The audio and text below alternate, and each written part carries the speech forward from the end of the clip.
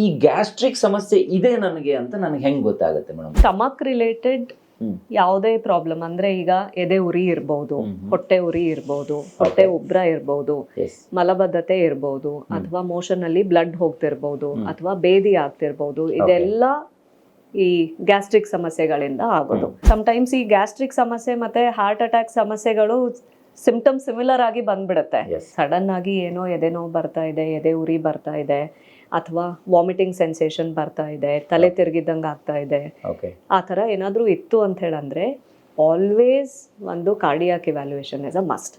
So ಸುಮಾರು ನಾಟಿ ಔಷಧಿಗಳು ಏನಾಗುತ್ತೆ, ಸ್ವಲ್ಪ ಅದು ರಿಫೈನ್ಡ್ ಆಗಿ ಮಾಡಿರೋದಿಲ್ಲ, ಹೆವಿ ಮೆಟಲ್ ಕಂಟಾಮಿನೇಷನ್ ಇರೋ ಚಾನ್ಸಸ್ ಇರುತ್ತೆ. ಸಮಟೈಮ್ಸ್ ಅದು ಲಿವರ್ ಮೇಲೆ ಸ್ಟ್ರೆಸ್ ಆಗುತ್ತೆ. ಈಗ ಅದರ ಮೇಲೆ ಏನಾದ್ರೂ ಟಾಕ್ಸಿನ್ಸ್ ಆ ಲಿವರ್ ಅಲ್ಲಿ ಹೋಗ್ಬಿಡ್ತು ಅಂತ ಹೇಳಂದ್ರೆ ಲಿವರ್ ಮೇಲೆ ಸ್ಟ್ರೇನ್ ಮಾಡಿ ಇದು ಹರ್ಬಲ್ ಇಂಡ್ಯೂಸ್ ಲಿವರ್ ಇಂಜುರಿ ಅಂತ ಹೇಳಿ ಕಾಸ್ ಮಾಡೋ ಚಾನ್ಸಸ್ ಇರುತ್ತೆ. ಸುಮಾರು ಜನರಲ್ಲಿ ಲಿವರ್ ಫೇಲ್ಯೂರ್ ಆಗೋ ಚಾನ್ಸಸ್ ಇರುತ್ತೆ. ಸೊ ಈ ಪ್ರೆಗ್ನೆನ್ಸಿ ಆಗಿದ ಮೇಲೆ ಎಷ್ಟೊಂದು ಜನರಿಗೆ ಬ್ಲೀಡಿಂಗ್ ಆಗೋದು ಮೋಷನ್ ಅಲ್ಲಿ ಅಂತ ಹೇಳಿ ಆಗುತ್ತೆ. ಎಲ್ಲಾ ಬ್ಲೀಡಿಂಗು ಪೈಲ್ಸ್ ಅಲ್ಲ. ಆದ್ರೆ ಮೇನ್ ಏನಂದ್ರೆ ಇದರಲ್ಲಿ ಎಲ್ಲ ಕಾನ್ಸ್ಟಿಪೇಷನ್ ನಾವು ಕಂಟ್ರೋಲ್ ಮಾಡಬೇಕು. ಅವಾಗ ಕಾಂಪ್ಲಿಕೇಶನ್ಸ್ ಆಫ್ ಫಿಶರ್, ಪೈಲ್ಸ್ ಇದೆಲ್ಲ ಕಡಿಮೆ ಆಗುತ್ತೆ. ಮೋರ್ ದೆನ್ 4-5 ಮಿನಿಟ್ಸ್ ಸ್ಪೆಂಡ್ ಮಾಡಿದಾಗ ಬಾತ್ರೂಮ್ ಅಲ್ಲಿ ಇನ್ವೇರಿಯಬಲಿ ಒಂದ್ ಸ್ವಲ್ಪ ಸ್ಟ್ರೇನ್ ಮಾಡೋದಾಗುತ್ತೆ. ಮೋಷನ್ ಜಾಗದಲ್ಲಿ ಪ್ರೆಷರ್ ಜಾಸ್ತಿ ಆಗುತ್ತೆ. ಆ ಪ್ರೆಷರ್ ಜಾಸ್ತಿ ಆಗಿದ್ದಾಗ ಅಲ್ಲಿ ರಕ್ತನಾಳಗಳು ಊದ್ಕೊಂಡು ಅದು ಪೈಲ್ಸ್ ಫಾರ್ಮೇಶನ್ ಆಗುತ್ತೆ. ಮೋಷನ್ ನಲ್ಲಿ ಬ್ಲೀಡಿಂಗ್ ಹೋದ್ರೆ ಎಲ್ಲಾ ಬ್ಲೀಡಿಂಗು ಪೈಲ್ಸ್ ಅಲ್ಲ, ಅದು ಒಳಗಡೆ ಬೇರೆ ಇನ್ನೇನೋ ತೊಂದರೆ ಇರೋ ಚಾನ್ಸಸ್ ಇರುತ್ತೆ. ಪಾಲಿಪ್ಸ್ ಇರ್ಬೋದು, ಡೈವರ್ಟಿಕ್ಯುಲಾ ಇರ್ಬೋದು, ಕ್ಯಾನ್ಸರಸ್ ಗ್ರೋತ್ಸು ಇರ್ಬೋದು sometimes. So please get examine for that. ಪ್ರಿಯ ವೀಕ್ಷಕರೇ ನಮಸ್ಕಾರ. ಕಾರ್ಯಕ್ರಮವನ್ನು ನೋಡಿ ಸುಮ್ಮನಾಗಬೇಡಿ, ನಮ್ಮ ವಾಹಿನಿಯನ್ನ ಸಬ್ಸ್ಕ್ರೈಬ್ ಮಾಡ್ಕೊಳ್ಳಿ. ಸಬ್ಸ್ಕ್ರೈಬ್ ಮಾಡಿ ಪ್ಲೀಸ್. ಹಾಯ್ ಹಲೋ ನಮಸ್ಕಾರ ವೀಕ್ಷಕರೇ, ನಾನು ಸಂದೀಪ್ ಶೆಟ್ಟಿ ಹೆಗ್ಗದ್ದೆ. ಇದು ಹೆಗ್ಗದ್ದೆ ಸ್ಟುಡಿಯೋ. ವೀಕ್ಷಕರೇ, ನಮ್ಮೆಲ್ಲರಿಗೂ ಕೂಡ ಇವತ್ತಿನ ದಿನದಲ್ಲಿ ಆರೋಗ್ಯದ ಏರುಪೇರು ಇದ್ದೇ ಇರುತ್ತೆ. ಈಗ ನಾರ್ಮಲಿ ನಮಗೆ ಹಾರ್ಟ್ ವಿಚಾರಕ್ಕೆ ಸಂಬಂಧಿಸಿದರೆ ಜಯದೇವ ನೆನಪಾಗುತ್ತೆ, ಅಥವಾ ಕ್ಯಾನ್ಸರ್ ವಿಭಾಗಕ್ಕೆ ಬಂದಾಗ ಕಿದ್ವಾಯಿ ನೆನಪಾಗುತ್ತೆ. ಇದೇ ರೀತಿ ಸಾಕಷ್ಟು ಬೇರೆ ಬೇರೆ ವಿಭಾಗಕ್ಕೆ ದೊಡ್ಡ ದೊಡ್ಡ ಹಾಸ್ಪಿಟ್ಲ್ಗಳು ಆಲ್ರೆಡಿ ಎಲ್ಲ ಕಡೆನೂ ಇರಬಹುದು. ಆದರೆ ಈ ಗ್ಯಾಸ್ಟ್ರಿಕ್ ಅನ್ನುವಂಥ ಒಂದು ಸಮಸ್ಯೆ ಇದೆಯಲ್ಲ, ಇದಕ್ಕೆ ಯಾವುದಾದ್ರೂ ಸ್ಪೆಷಲ್ ಹಾಸ್ಪಿಟಲ್ ಇದೆಯಾ ಅಂತ ನೋಡಿದಾಗ ನನಗೆ HSR ಲೇಔಟಲ್ಲಿರುವಂಥ ಬ್ಯಾಂಗ್ಳೂರ್ ಗ್ಯಾಸ್ಟ್ರೋ ಸೆಂಟರ್ ಹಾಸ್ಪಿಟಲ್ ಇವತ್ತು ಸದ್ಯಕ್ಕೆ ಗೊತ್ತಾಯಿತು. ಹಾಗಾಗಿ ಇವತ್ತು ಮುಂಜಾನೆ 7 ಗಂಟೆಗೆ ಇಲ್ಲಿಗೆ ಬಂದೆ. ನಾರ್ಮಲಿ ಒಂದು ಹಾಸ್ಪಿಟಲ್ ಅಂತ ಹೇಳಿದ್ರೆ 9, 9:30, 10 ಗಂಟೆ ನಂತರ ಪೇಷಂಟ್ಗಳನ್ನು ನೋಡುವಂಥ ಇರಾದೆ ಇರುತ್ತೆ. ಆದರೆ ಇಲ್ಲಿ 7 ಗಂಟೆಯಿಂದಾನೇ ಪೇಷಂಟ್ಗಳಿಗೆ ಟೈಮನ್ನು ಕೊಟ್ಟಿದ್ದಾರೆ. ಯಾರು ಕೂಡ ಜಾಸ್ತಿ ಹೊತ್ತು ಇಲ್ಲಿ ಬಂದು ಕುಳಿತುಕೋಬಾರ್ದು. ಯಾರು ಬಂದರೂ ಅವರನ್ನು ನೋಡಿ ಕಳಿಸ್ಬೇಕು, ಅವರಿಗೊಂದು ರೆಸ್ಟ್ ಸಿಗಬೇಕು ಅನ್ನೋ ಕಾರಣಕ್ಕೆ ಒಂದು ಒಳ್ಳೆಯ ಮುತುವರ್ಜಿಯಲ್ಲಿ ಈ ಒಂದು ಹಾಸ್ಪಿಟಲ್ ಕೆಲಸ ಮಾಡ್ತಿದೆ ಅನ್ನೋದು ಗೊತ್ತಾಯಿತು. ಹಾಗಾಗಿ ಈ ಗ್ಯಾಸ್ಟ್ರಿಕ್ ಅನ್ನುವಂಥ ಒಂದು ಪದ ಸಾಕು ನನ್ನ ಇಡೀ ಜೀವನವನ್ನೇ ತಬ್ಬಿಬ್ ಮಾಡಿದೆ ಅಂತ ಹೇಳಿ ಸುಮಾರು ಜನ ಮಾತಾಡೋರನ್ನು ನಾನು ನೋಡಿದೆ. ಇದು ಶ್ರೀಮಂತ ಇರಲಿ, ಬಡವ ಇರಲಿ, ಅಥವಾ ಸಿಟಿಯಲ್ಲಿರುವ ಮಂದಿ ಇರಲಿ, ಅಥವಾ ಹಳ್ಳಿಯಲ್ಲಿರುವ ಮಂದಿ ಇರಲಿ, ಇವರೆಲ್ಲರಿಗೂ ಕೂಡ ಈ ಒಂದು ಸಮಸ್ಯೆ ಬಿಡದೇ ಕಾಡುವಂಥ ಸಮಸ್ಯೆ. ಹಾಗಾದರೆ ಈ ಗ್ಯಾಸ್ಟ್ರಿಕ್ ಅನ್ನೋದನ್ನು ನಾವು ನೆಗ್ಲೆಕ್ಟ್ ಮಾಡಬಹುದಾ? ಮಾಡಬಾರ್ದು ಅಂತ ಡಾಕ್ಟರ್ ಹೇಳ್ತಾರೆ. ಯಾಕಂದರೆ ಒಂದು ಕ್ಯಾನ್ಸರ್ಗೂ ಕೂಡ ಇದು ಕಾರಣ ಆಗಬಹುದು.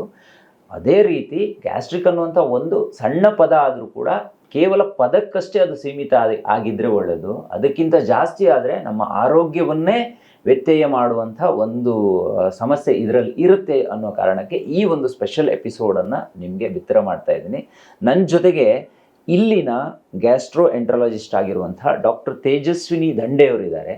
ಸೊ ಮೇಡಮ್ ಇಲ್ಲೇ ಜಾಯ್ನ್ ಆಗಿದ್ದಾರೆ. ಬನ್ನಿ, ನಿಮ್ಮೆಲ್ಲರ ಪರವಾಗಿ ಅವ್ರನ್ನ ಇವತ್ತಿನ ಕಾರ್ಯಕ್ರಮಕ್ಕೆ ಆತ್ಮೀಯ ಸ್ವಾಗತ ಕೊಡ್ತೇನೆ. ನಮಸ್ತೆ sir, thank you so much. Yes madam, ನಮ್ಮ ಹೆಗ್ಗದ್ದೆ ಸ್ಟುಡಿಯೋದಲ್ಲಿ ನಾವು ಅನೇಕ ಡಾಕ್ಟರ್ಸ್ಗಳನ್ನು ಭೇಟಿಯಾಗಿದ್ದೀವಿ, ಅನೇಕ ಮಾಹಿತಿಗಳನ್ನು ನಮ್ಮ ಜನತೆಗೆ ನಾವು ಆಲ್ರೆಡಿ ಕೊಟ್ಟಿದ್ದೀವಿ. ಆದರೆ ಈ ವಿಭಾಗಕ್ಕೆ ಇಲ್ಲಿವರೆಗೆ ಜಾಸ್ತಿ ನಾವು ಮಾಹಿತಿಯನ್ನು ಪೂರೈಕೆ ಮಾಡೋದಕ್ಕಾಗಲಿಲ್ಲ. ಯಾಕಂದರೆ ಇದಕ್ಕೆ ಸ್ಪೆಸಿಫಿಕ್ ಆಗಿ ಒಂದು ದೊಡ್ಡ ಹಾಸ್ಪಿಟಲ್, ಅದಕ್ಕೋಸ್ಕರನೇ ಒಂದು ಹಾಸ್ಪಿಟಲ್ ಅಂತ ನಮ್ಮಲ್ಲಿ ಇಲ್ಲ ಅನ್ನೋದನ್ನು ನಾನು ತಿಳ್ಕೊಂಡಿದ್ದೆ.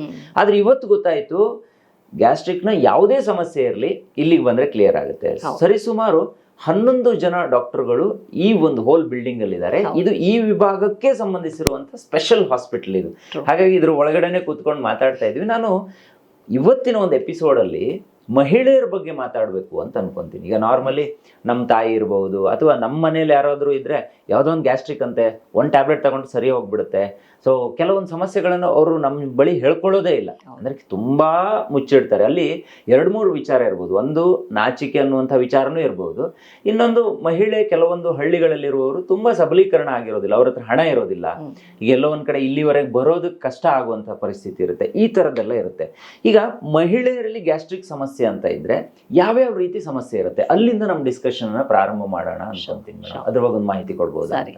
ಸೊ ನೀವ್ ಹೇಳಿದ್ ತುಂಬಾ ಕರೆಕ್ಟ್ ಸರ್. ತುಂಬಾ ಜನ ಏನಾಗುತ್ತೆ, ಅವರು ಕುಟುಂಬದ ಮೇಲೆ ಜಾಸ್ತಿ ಇದು ಕೇರ್ ಕೊಡ್ತಾರೆ ಹೊರತು ತಮ್ಮ ಹೆಲ್ತ್ ಬಗ್ಗೆನೆ ಅವರು ಜಾಸ್ತಿ ವಿಚಾರ ಮಾಡೋದಿಲ್ಲ ತುಂಬಾ ಮಹಿಳೆಯರು. ಸುಮಾರು ಜನರಿಗೆ ಎದೆ ಉರಿ, ಹೊಟ್ಟೆ ಉರಿ, ಹೊಟ್ಟೆ ಉಬ್ರ ಅಥವಾ ಮಲಬದ್ಧತೆ, ಈವನ್ ಮೋಷನ್ ಅಲ್ಲಿ ಬ್ಲಡ್ ಹೋಗೋದು, ಈ ತರ ಎಲ್ಲ ಸುಮಾರು ಸಮಸ್ಯೆಗಳಿರುತ್ತೆ. ಎಷ್ಟೊಂದ್ ಜನ ಇದನ್ನ ಇಗ್ನೋರ್ ಮಾಡ್ಬಿಡ್ತಾರೆ. ಫಸ್ಟ್ ಎದ್ದಿದ ತಕ್ಷಣ ಅವ್ರದ್ದು ಫಸ್ಟ್ ಫ್ಯಾಮಿಲಿ ನೋಡ್ಕೋಬೇಕು, ಖಾಲಿ ಹೊಟ್ಟೆಲಿ ಫಸ್ಟ್ ಫ್ಯಾಮಿಲಿಗೆ ಅವರು ಊಟ ಪ್ರಿಪೇರ್ ಮಾಡೋದು, ಮಕ್ಕಳನ್ನ ರೆಡಿ ಮಾಡೋದು, ಈ ತರ ಎಲ್ಲ ಮಾಡ್ತಾರೆ.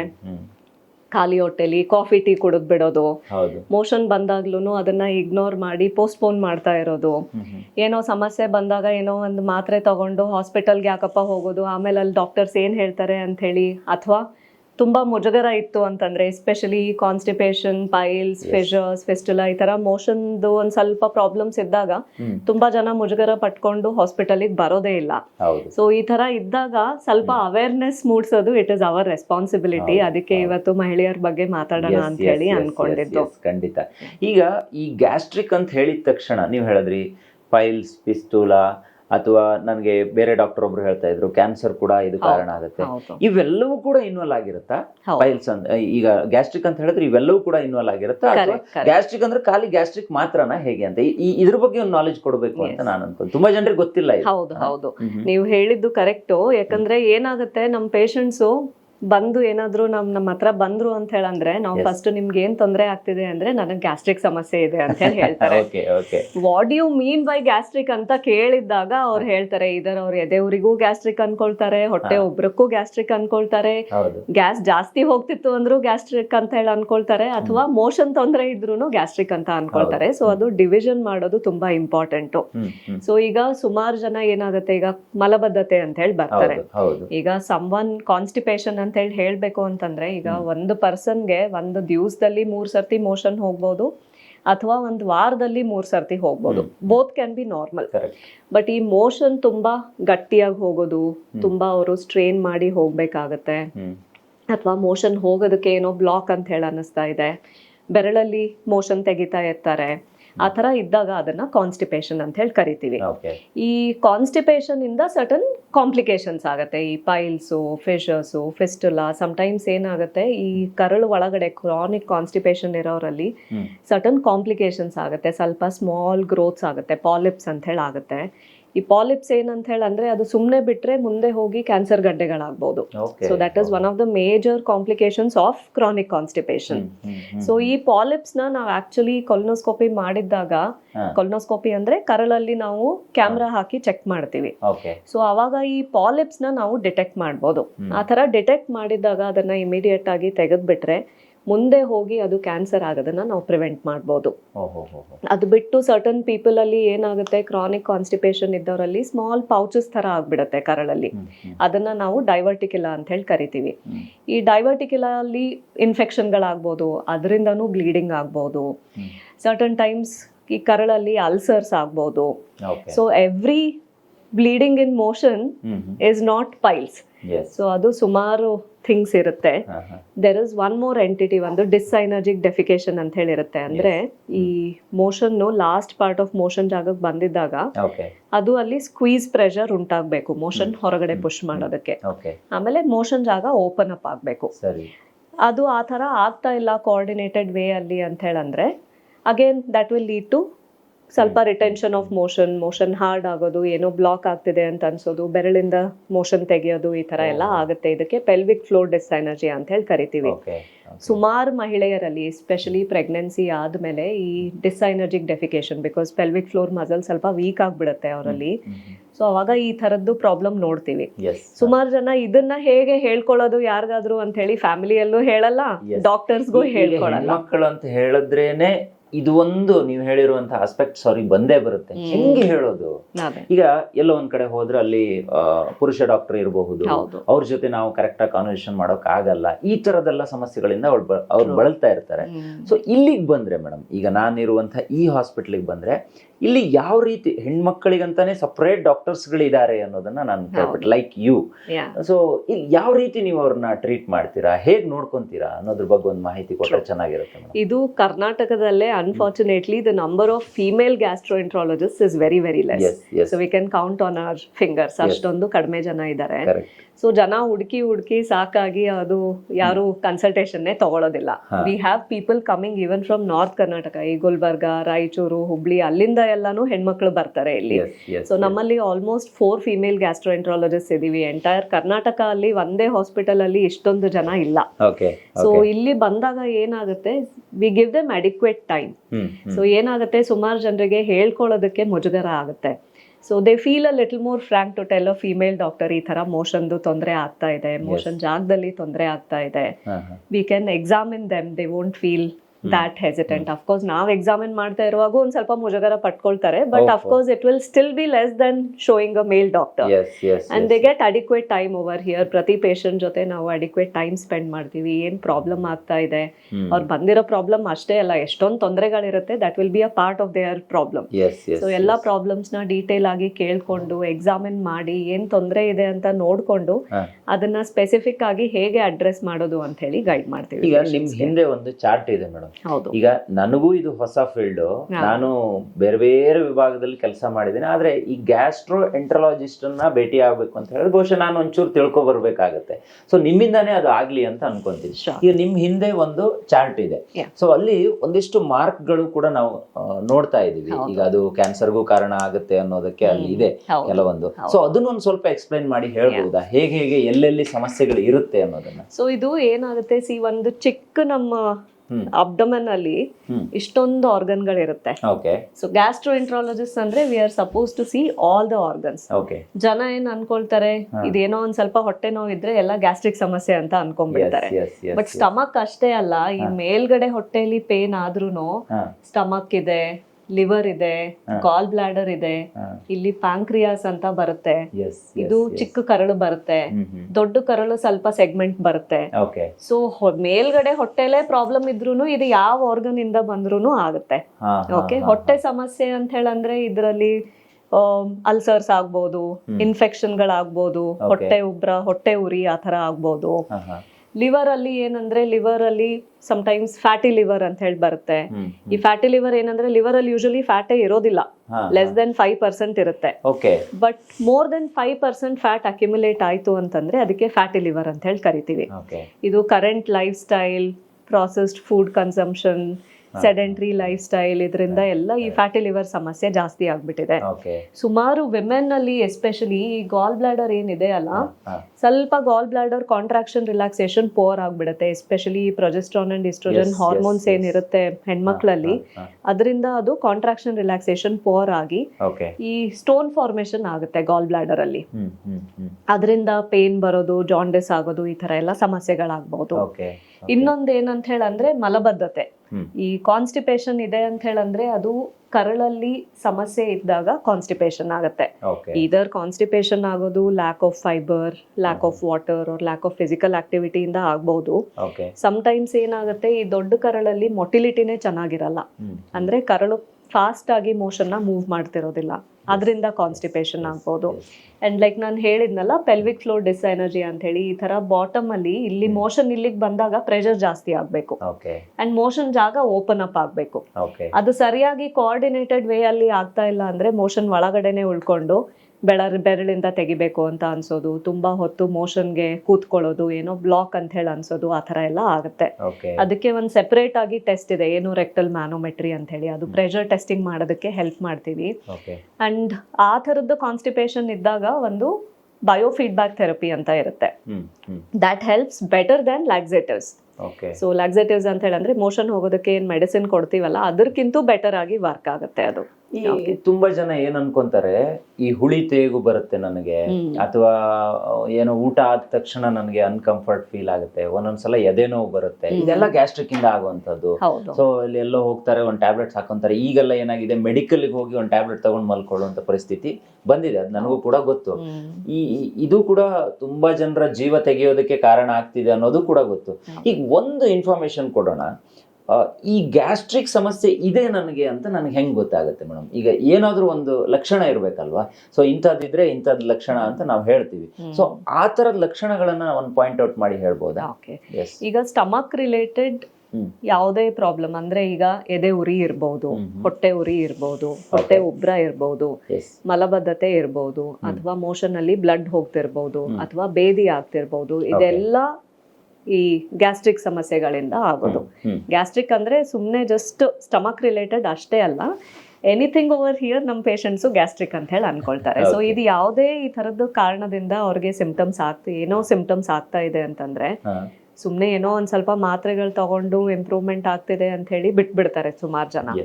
ಬಟ್ ಇದು ರೆಕರೆಂಟ್ ಆಗಿ ಆಗ್ತಾ ಇತ್ತು, more than 2 to 4 weeks medicines ಬೇಕಾಗ್ತಿತ್ತು ಯಾವುದೇ ಸಮಸ್ಯೆಗೆ ಅಂತಂದ್ರೆ, then that is a problem.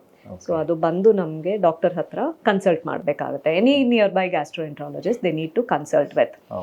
Second thing ಏನಾಗುತ್ತೆ, ಈಗ ಸರ್ಟನ್ ಅಲಾರ್ಮ್ ಸಿಂಪ್ಟಮ್ಸ್ ಅಂತ ಇರುತ್ತೆ. ಗ್ಯಾಸ್ಟ್ರಿಕ್ ಸಿಂಪ್ಟಮ್ಸ್ ಜೊತೆಗೆ ಈಗ ವಾಮಿಟಿಂಗ್ ಆಗೋದು, ಬ್ಲಡ್ ವಾಮಿಟಿಂಗ್ ಆಗೋದು, ತೂಕ ಸಡನ್ ಆಗಿ ಕಡಿಮೆ ಆಗೋದು, ಏನೋ ಬ್ಲಡ್ ಟೆಸ್ಟ್ ಮಾಡಿಸಿರ್ತಾರೆ ಅದರಲ್ಲಿ ಲೋ ಹಿಮೋಗ್ಲೋಬಿನ್ ಅಂತ ಬರುತ್ತೆ, ಅಥವಾ ಫ್ಯಾಮಿಲಿ ಹಿಸ್ಟ್ರಿ ಇರ್ಬೋದು ಕ್ಯಾನ್ಸರ್ಗಳದ್ದು, ಎಸ್ಪೆಷಲಿ ಕೋಲನ್ ಕ್ಯಾನ್ಸರ್, ಅದೆಲ್ಲ ಫ್ಯಾಮಿಲಿ ಹಿಸ್ಟ್ರಿ ಏನಾದ್ರೂ ಇತ್ತು ಅಂತಂದ್ರೆ ಈ ತರದ ಸಮಸ್ಯೆಗಳಿಗೆ ಅವರು ಇಮಿಡಿಯೇಟ್ ಆಗಿ ಡಾಕ್ಟರ್ಸಿಗೆ ನೋಡೋದು ಬೆಟರ್ ಇರುತ್ತೆ. ಈಗ ತುಂಬಾ ಜನ ಫಿಟ್ ಆಗಿರ್ತಾರೆ. ಈಗ ಲೈಕ್ ನಾವೇ ಈಗ ನೋಡ್ತಾ ಇದೀವಿ, ಕೆಲವೊಂದು ಆಕ್ಟರ್ಸ್ಗಳು ತೀರ್ ಹೋದ್ರು ಇತ್ತೀಚೆಗೆ, ಅಥವಾ ನನ್ನ ಫ್ರೆಂಡ್ ಸರ್ಕಲ್ ಅಲ್ಲೇ ಒಂದಿಷ್ಟು ಜನ 35-40 ವರ್ಷ ಏಜ್ ಅಲ್ಲಿ ಇರುವವರೇ, ಫಿಟ್ ಆಗಿರೋರು, ಕೃಷಿ ಭೂಮಿಯಲ್ಲಿ ಕೆಲಸ ಮಾಡ್ತಾ ಇರುವವರು ಕೂಡ ಸಡನ್ ಆಗಿ ನೀವು ಹೇಳ್ದಂಗೆ ವಾಮಿಟ್ ಆಗ್ಬಿಟ್ಟು ತೀರ್ ಹೋಗಿದ್ದು ಉದಾಹರಣೆ ಎಲ್ಲ ಇದೆ. ಈಗ 1-2-3 ದಿನದ ಹಿಂದೆಯೂ ಕೂಡ ಒಬ್ರು ಪತ್ರಕರ್ತರು ಕೂಡ ಅದೇ ರೀತಿ ನಿಧನರಾದ್ರು.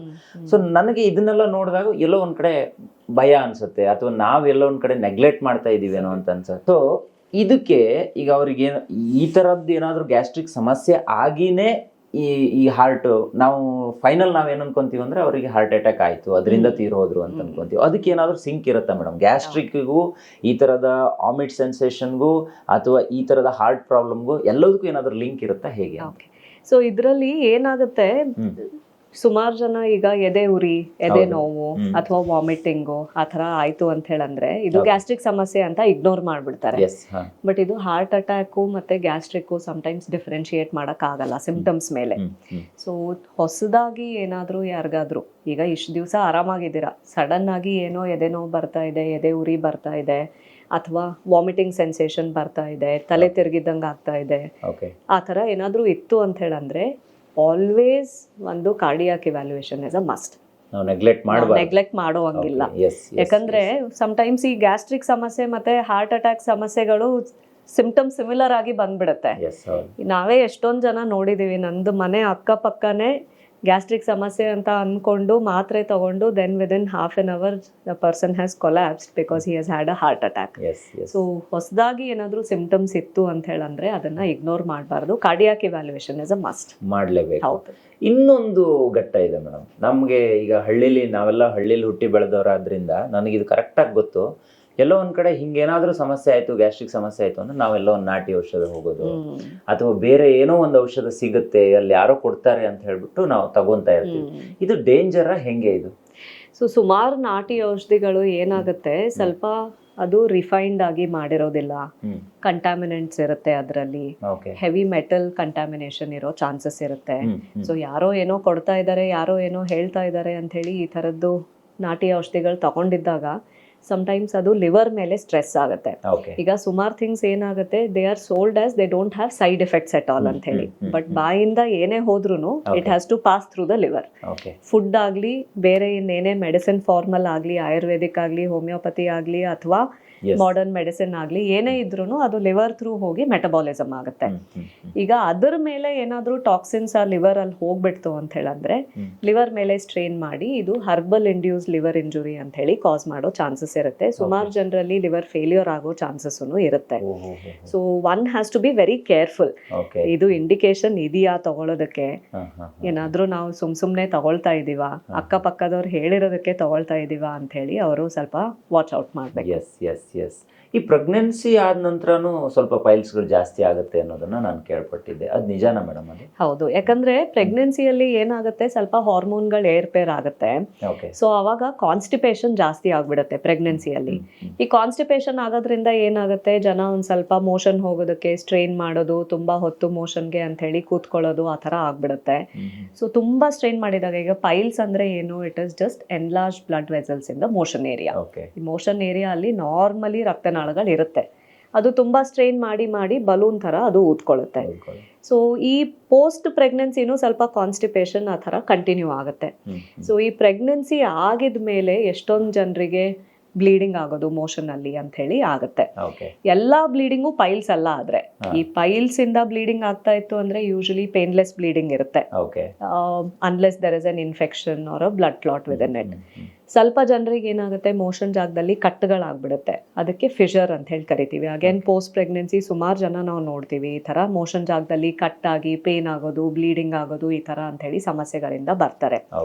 ರೇರ್ ಆಗಿ ಒಂದ್ ಸ್ವಲ್ಪ ಜನರಿಗೆ ಒಂದ್ ಸ್ವಲ್ಪ ಫಿಸ್ಟುಲಾ ಅಂತ ಆಗುತ್ತೆ, ಅಂದ್ರೆ ಅದು ಅಬ್ನಾರ್ಮಲ್ ಕನೆಕ್ಷನ್, ಗುದದ್ವಾರದಿಂದ ಒಂದ್ ಸ್ವಲ್ಪ ಚರ್ಮಕ್ಕೆ ಒಂದು ಅಬ್ನಾರ್ಮಲ್ ಕನೆಕ್ಷನ್ ಬಂದು ಅಲ್ಲಿ ಪಸ್ ಫಾರ್ಮೇಶನ್ ಆಗೋ ಚಾನ್ಸಸ್ ಇರುತ್ತೆ. ಈ ಎಲ್ಲಾ ಸಮಸ್ಯೆಗಳಿಗೆ ಸರ್ಜರಿನೇ ಬೇಕು ಅಂತ ಇರಲ್ಲ. ಸೊ ಇದು ಸಿಂಪ್ಟಮ್ಸ್ ಕಾಮನ್ ಇರುತ್ತೆ, ಇಗ್ನೋರ್ ಮಾಡ್ತಾರೆ. ಎಷ್ಟೊಂದ್ ಜನ ಆಫ್ಟರ್ 6 months 1 year ಬಂದು ತೋರಿಸ್ಕೊಳ್ತಾರೆ, ಇದು ಅವಾಗ ಬಂದು ಹೋಗ್ತಾ ಇದೆ, ಅಲ್ಟಿಮೇಟ್ಲಿ ಫುಲ್ ವಾಸಿ ಆಗಿಲ್ಲ ಅಂತ ಹೇಳಿ ಅವಾಗ ಬರ್ತಾರೆ. ಮೇನ್ ಏನಂದ್ರೆ ಇದರಲ್ಲಿ ಎಲ್ಲ ಕಾನ್ಸ್ಟಿಪೇಷನ್ ನಾವು ಕಂಟ್ರೋಲ್ ಮಾಡಬೇಕು, ಅವಾಗ ಕಾಂಪ್ಲಿಕೇಶನ್ಸ್ ಆಫ್ ಫಿಶರ್, ಪೈಲ್ಸ್ ಇದೆಲ್ಲ ಕಡಿಮೆ ಆಗುತ್ತೆ. ಒಂದ್ ಹೇಳಲೇಬೇಕು ಮೇಡಮ್, ತುಂಬಾ ಜನ ಟಾಯ್ಲೆಟ್ ಗೆ ಮೊಬೈಲ್ ಅನ್ನ ಹಿಡ್ಕೊಂಡು ಹೋಗ್ತಾರೆ, ಅಂತವ್ರಿಗೆ ಒಂದು ಮೆಸೇಜ್ ಕೊಡಿ, ಯಾಕಂದ್ರೆ ಇದು ತುಂಬಾ ಮಲಬದ್ಧತೆಗೆ ಇದೊಂದು ಮೇಜರ್ ಕಾರಣ, ಮತ್ತೆ ಪೈಲ್ಸ್ಗೂ ಕೂಡ ಮೇಜರ್ ಕಾರಣ ಅನ್ನೋದನ್ನ ಕೇಳ್ಪಟ್ಟಿದೆ. ಅದಕ್ಕೊಂದ ಸೊ ಇದು ಏನಾಗುತ್ತೆ, ಮೋಷನ್ಗೆ ಅಂತ ಹೇಳಿ ಹೋಗಿ ಕೂತ್ಕೊಂಡಿದ್ದಾಗ ಈ ಮೇ ಬಿ ಲೈಫ್ ಸ್ಟ್ರೆಸ್ ನ ರಿಲೀವ್ ಮಾಡೋದಕ್ಕೆ, ಅಥವಾ ಅದು ಒಂದೇ ನಮಗೆ ಪರ್ಸನಲ್ ಟೈಮ್ ಸಿಗುತ್ತೆ ಅಂತ ಹೇಳಿ ಸುಮಾರು ಜನ ಮೊಬೈಲ್ ಹಿಡ್ಕೊಂಡು ಬಾತ್ರೂಮ್ ಅಲ್ಲಿ ಹೋಗಿ ಕೂತ್ಕೊಂಡು ಸ್ಕ್ರೋಲ್ ಮಾಡ್ತಾ ಇರ್ತಾರೆ. ಈ ಮೋರ್ ದೆನ್ 4-5 minutes ಸ್ಪೆಂಡ್ ಮಾಡಿದಾಗ ಬಾತ್ರೂಮ್ ಅಲ್ಲಿ ಇನ್ವೇರಿಯಬಲಿ ಒಂದ್ ಸ್ವಲ್ಪ ಸ್ಟ್ರೈನ್ ಮಾಡೋದಾಗುತ್ತೆ, ಮೋಷನ್ ಜಾಗದಲ್ಲಿ ಪ್ರೆಷರ್ ಜಾಸ್ತಿ ಆಗುತ್ತೆ. ಆ ಪ್ರೆಷರ್ ಜಾಸ್ತಿ ಆಗಿದಾಗ ಅಲ್ಲಿ ರಕ್ತನಾಳಗಳು ಊದ್ಕೊಂಡು ಅದು ಪೈಲ್ಸ್ ಫಾರ್ಮೇಶನ್ ಆಗುತ್ತೆ.